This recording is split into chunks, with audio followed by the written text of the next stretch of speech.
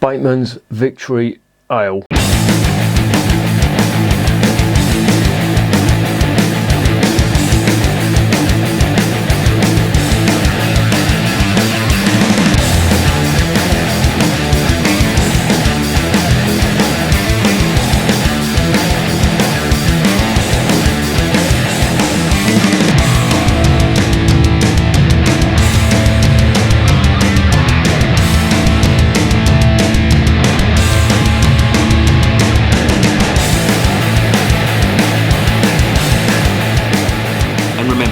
Life is too short to be drinking shitty beer. Welcome to another edition of Bands, Bikes and Bollocks. I've got one from Lincolnshire today. This is the Victory Ale from the Bateman's Brewery, and I picked this up from Morrison's. It was £1.80 something, and it looked interesting. I picked it up and I thought it was going to be something like a traditional British ruby ale. Turns out it's not. I really don't get what it is. It's saying that it's an ale, that it's got a variety of British ingredients, but it just is coming across as an amber ale. I don't know why I thought it'd be a ruby ale. Well, I do know actually, because the Chatham Brewery have got a beer called Nelson's Blood, and the little idiot inside my head was saying this is going to be something similar because it's got a picture of Nelson on the front. I should get hold of some of that Chatham Brewery stuff. That is absolutely fantastic stuff from what I remember. I've had that at a few beer festivals, but that's for another time. This stuff has just come onto my radar recently from going into Morrison's, and I'm one of these people that if I don't like the look of a beer, where there's other beers, I won't pick it up, and usually I fucking regret this. So I've avoided this for a while, but I picked it up the other day and I thought, yeah, I'll give it a go. It sounds promising. It's got some intriguing ingredients, and the actual brewery come across as being quite good as well. They've been going since 1874. They've always been based in Lincolnshire, and they have got quite a good tradition of brewing traditional British beers. Their core range looks quite interesting, and the bottled stuff as well doesn't look too shabby either. So let's stop guessing and let's investigate this one.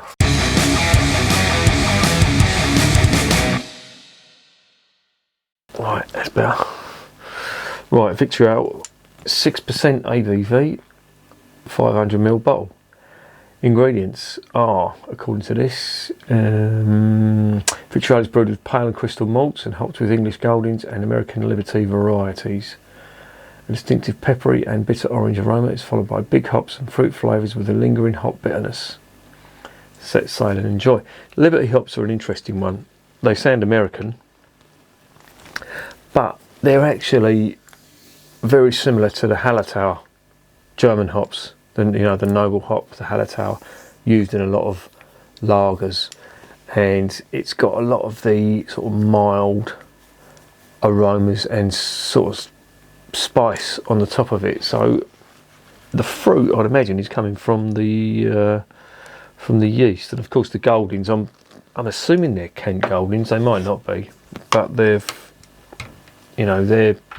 traditionally very earthy and spicy, like all good English hops are.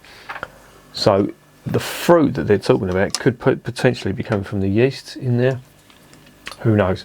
The malts, they've got pale and crystal malts. Of course, the pale malts is your base malt that makes up most of the grain bill, and the crystal malts, I've told you about them.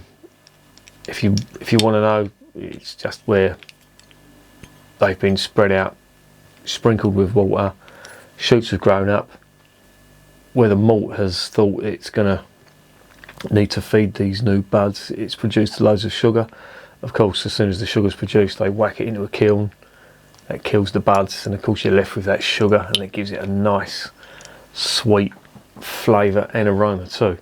I do like beers with crystal malts in. It does give it a nice sweet flavour, sweet malty flavour.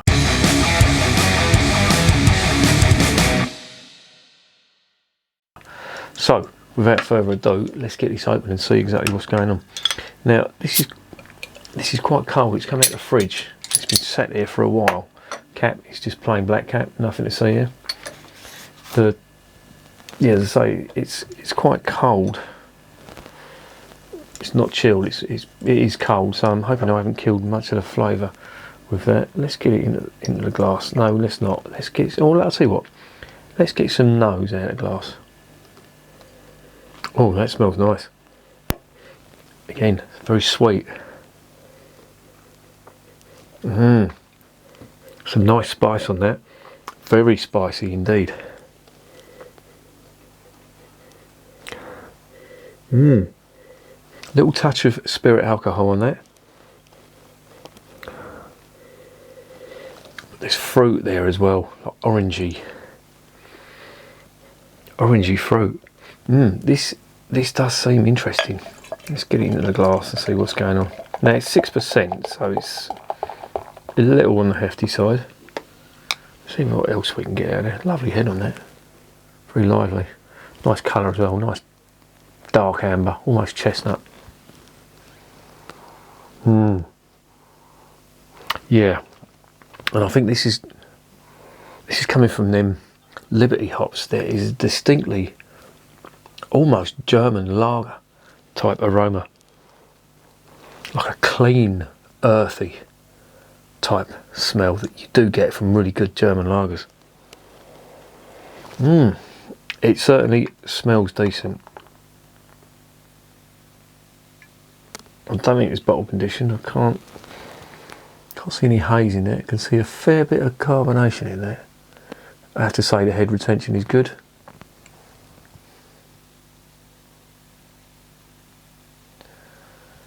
And there it is, everything in the bottle. And I have to say, the aroma is really promising. There it is in the glass.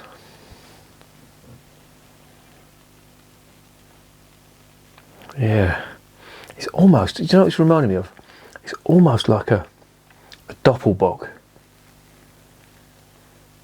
or a good Dunkel lager.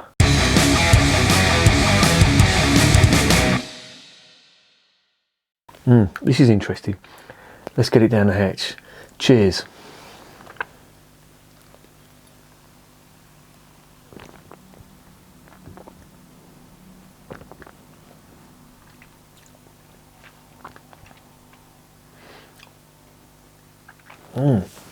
That's really nice.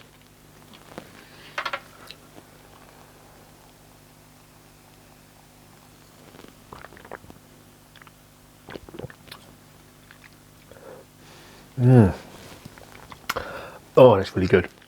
That is really good. The thing that strikes me with this, the carbonation is very light and it's giving it a nice light touch. If you looked at that, you'd think that was a heavy beer. It's not, it's very light on the palate. God, the spice on the back end. Really nice. Caramel, malt and spice on the finish. Very dry too. It's making me want to try some more.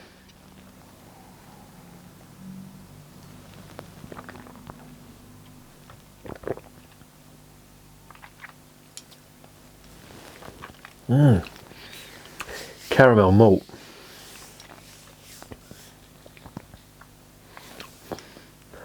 Lovely light carbonation. That is almost the perfect carbonation. Now, if you're going to have carbonation in a beer, it can go two ways. It can be very flat, it can fizz up and then go very flat. Or it can just stay there and be very coarse on the mouth, and it can get quite abrasive in certain beers. This is perfect. It's a sort of happy medium between the two. It's not obtrusive or coarse or abrasive at all. It's just right.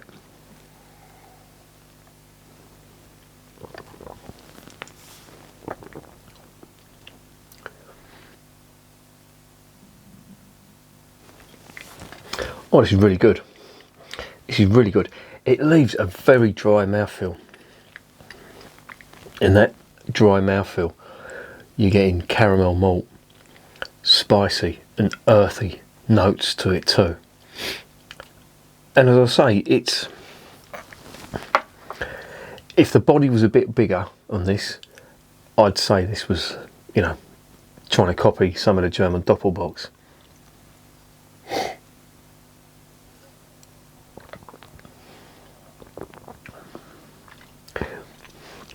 But this is so much more drinkable than a Doppelbock. And it leaves that dry finish that just makes you want to drink more and more. This is really good. I'm getting to like this the more it goes down. I mean, it was okay to start off with. The more you drink, the more you're sort of wanting more of it. Or, you know, for want of a better term, it's very Moorish. I don't know whether it's because I've just been out with the dogs, but or it's the spice in this, but it's making my nose go a bit funny.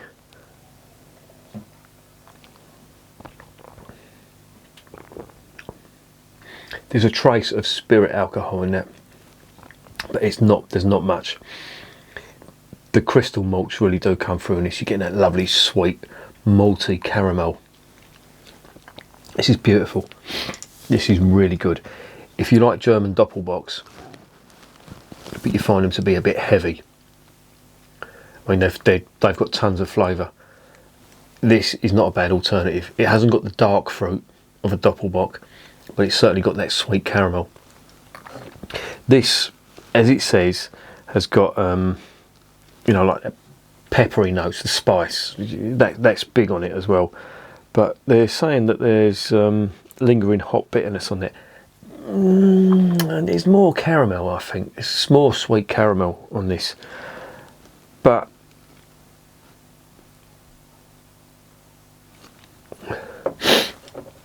it's really nice. There is an orange overtone to it. I mean, they make a big thing about it being bitter orange. There's orange in there. I wouldn't say it's massive though.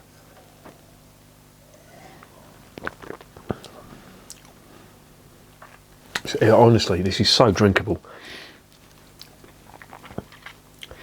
I wasn't too sure about it when I first started, but the further down you go, oh, this is lovely.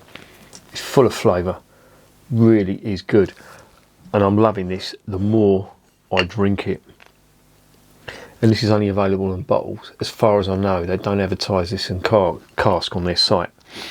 But I'll tell you something, this is absolutely brilliant.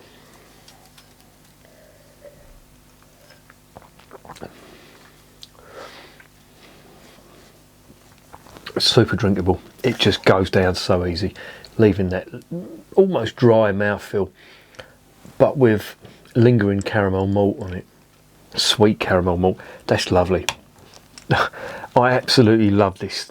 This is amazing. And the more I drink, the more I love it. Excellent stuff.